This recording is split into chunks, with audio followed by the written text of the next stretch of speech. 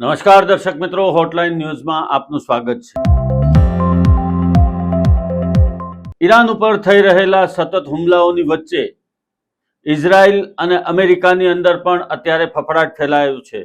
બીજી તરફ ગઈકાલે ડોનાલ્ડ ટ્રમ્પે જે પ્રમાણે રશિયાના પ્રમુખ વ્લાદિમીર પુટિન સાથે વાતચીત કરી છે એના ઉપરથી એવું લાગી રહ્યું છે કે વૈશ્વિક યુદ્ધના આ ખતરાને હવે ઝડપથી સમાપ્ત કરવામાં આવશે અને 2-3 દિવસની અંદર આ યુદ્ધ સમાપ્ત થાય એવા પણ એંધાણ મળી રહ્યા છે, જેના કારણે વૈશ્વિક ક્રૂડ ઓઇલના માર્કેટમાં ખળભળાટ મચ્યો છે અને જે ક્રૂડ ઓઇલ પ્રતિ બેરલ $100 વધારે થઈ અને $114 પર પહોંચી ગયું હતું એ આજે ખુલતી બજારે $91 થી લઈ અને $88 સુધી આવી ગયું છે। એટલે કે ક્રૂડ ઓઇલની જે ભાવમાં વધારો થયો હતો એમાં સતત હવે ઘટાડો થઈ રહ્યો છે, કેમ કે આશંકા એવી છે કે 2 થી 3 દિવસની અંદર આ યુદ્ધ સમાપ્ત થઈ શકે છે।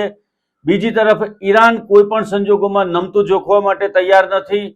અમેરિકા પોતાની શરતે યુદ્ધ વિરામ કરવા માટે તૈયાર છે।